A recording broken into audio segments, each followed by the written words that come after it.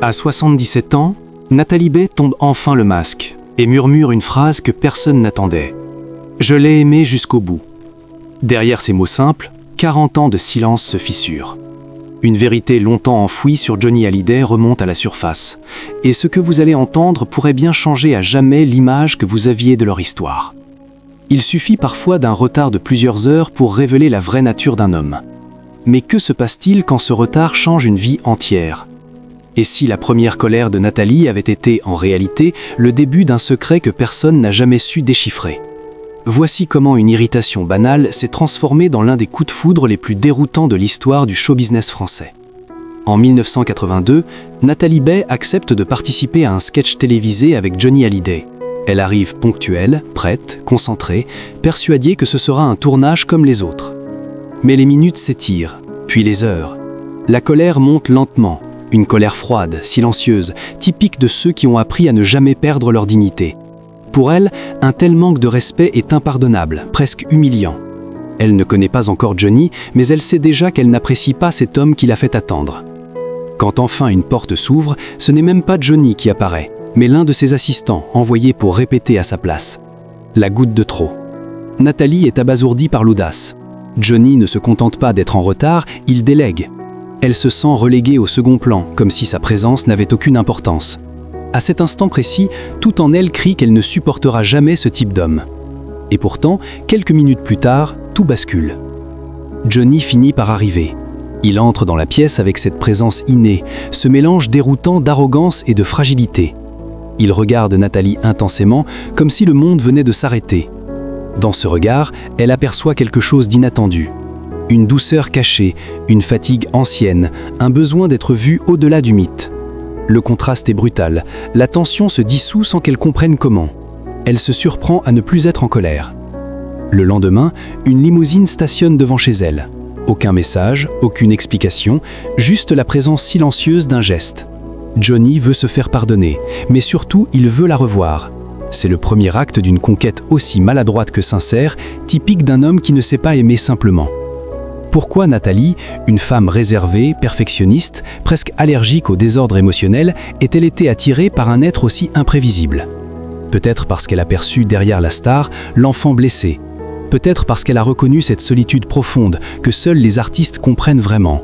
Ou peut-être parce que Johnny, dans ses contradictions, lui offrait quelque chose d'unique, l'impression d'être vue, choisie, désirée pour ce qu'elle était vraiment.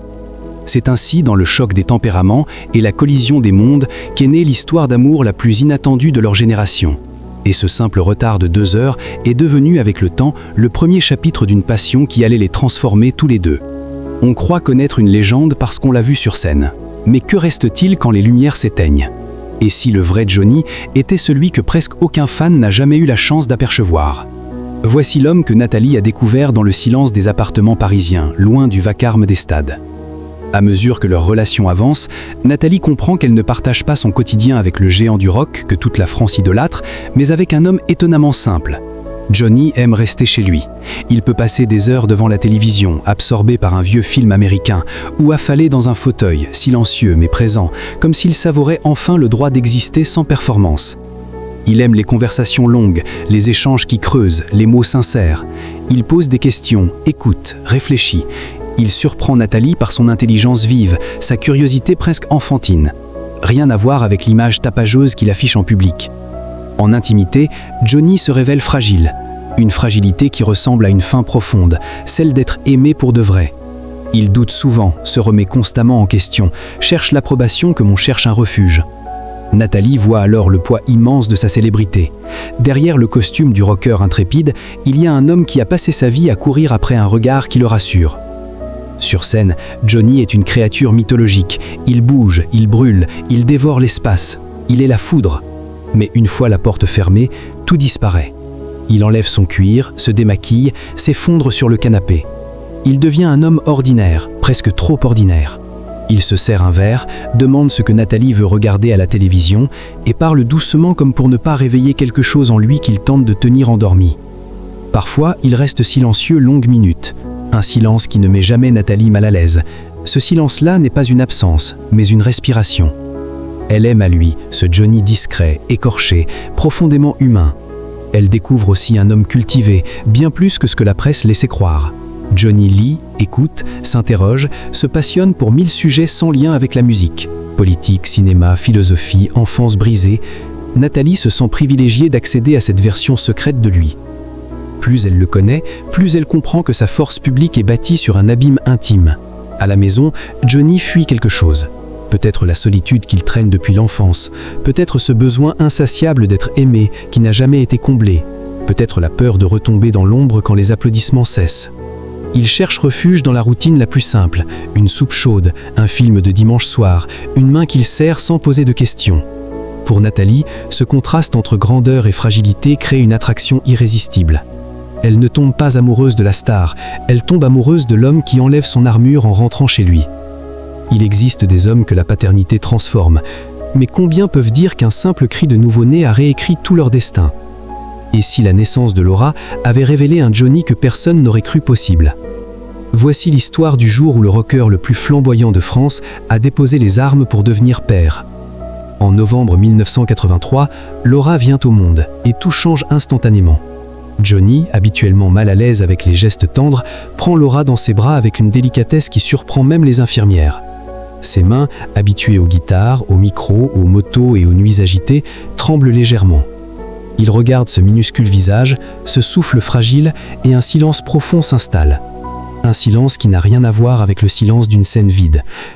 C'est le silence d'un homme qui comprend qu'il vient de rencontrer l'amour le plus durable de sa vie. Nathalie observe la scène avec une émotion inédite. Il ne s'agit plus du Johnny qui séduit, qui rugit, qui brûle sa vie à grande vitesse. C'est un Johnny apaisé, presque vulnérable, étonné lui-même de ce qu'il ressent. La paternité l'arrête net. Elle lui retire quelque chose de son éternelle errance. Elle lui donne un centre de gravité qu'il n'avait jamais trouvé. Les jours suivants, Johnny passe des heures à regarder Laura dormir. Il peut rester immobile, le regard fixé sur ce petit être qui respire paisiblement. Parfois, il lui parle à voix basse, comme s'il avait peur de troubler la pureté du moment. Il lui raconte sa vie, ses erreurs, ses rêves. Il se demande ce qu'elle deviendra, ce qu'il pourra lui transmettre, ce qu'il doit réparer en lui-même. Cette transformation bouleverse son entourage. C'est à ce moment que Jean-Jacques Goldman, témoin privilégié, écrit pour lui la chanson Laura, une chanson tendre, presque sacrée, où chaque mot sonne comme une promesse. Johnny l'interprète avec une intensité unique, parce qu'elle ne parle pas du mythe, mais de l'homme. Il chante pour sa fille comme on chante une prière. La vie de famille qui s'installe ensuite est douce, presque irréelle. Johnny découvre les joies simples qu'il n'avait jamais connues. Soirées tranquilles, biberons, promenades, éclats de rire spontanés. Il n'a plus besoin des stades pour se sentir vivant. Il lui suffit d'être là, avec elle.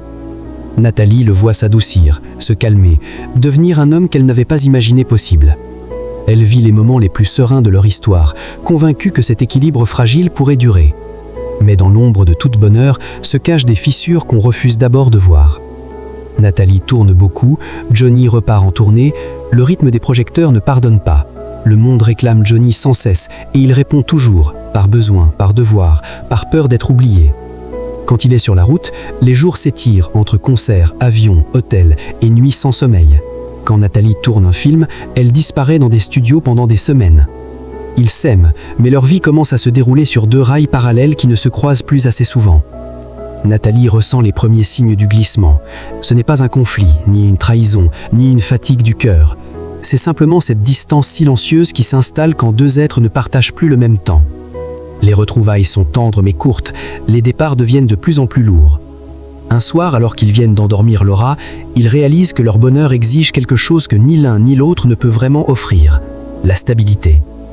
Johnny, malgré toute sa bonne volonté, reste un homme happé par la scène, nourri par le mouvement, prisonnier de l'intensité qu'il crée chez les autres. Il revient toujours vers sa fille et vers Nathalie, mais son cœur continue de battre au rythme du public. Nathalie aspire à une vie plus ancrée, plus régulière, plus protectrice pour Laura. La naissance de leur fille avait ouvert un paradis qu'ils avaient cru éternel. Mais ce paradis, comme tous ceux qui reposent sur un équilibre trop fragile, commence lentement à se fissurer. Et sans qu'ils le sachent encore, ces fissures deviendront bientôt les premières lignes de leur séparation. Il existe des amours qui ne meurent jamais. Mais que devient un couple quand l'amour ne suffit plus à tenir une vie ensemble? Et si la rupture de Nathalie et Johnny cachait une vérité bien plus douce et bien plus triste que tout ce que la presse a raconté? Voici comment une histoire passionnée s'est transformée dans un lien indestructible. Au milieu des années 80, leur séparation ne ressemble rien aux ruptures que l'on attend d'une star et d'une actrice. Pas de polaire, pas de cris, pas de trahison spectaculaire. Juste deux êtres qui s'aiment, mais qui avancent à des vitesses différentes, sur des routes différentes. Johnny vit au rythme des tournées, des studios, de l'urgence. Chaque concert est pour lui une nécessité, presque une respiration. Nathalie a besoin de stabilité pour élever Laura et construire sa carrière avec sérénité. Leurs agendas cessent peu à peu de se croiser. Leur amour continue, mais leur vie commune s'effrite. Johnny résume leur situation dans une phrase qui restera comme l'aveu le plus authentique de sa vie intime. « J'aime toujours Nathalie, mais je ne peux pas vivre avec une femme. » Ce n'est pas un rejet, c'est un constat douloureux, lucide, presque tendre. Johnny n'est pas fait pour le quotidien, pour la routine, pour les gestes qui composent la vie de deux. Il aime dans l'intensité, dans l'instant, dans l'élan. La séparation aurait pu les éloigner à jamais.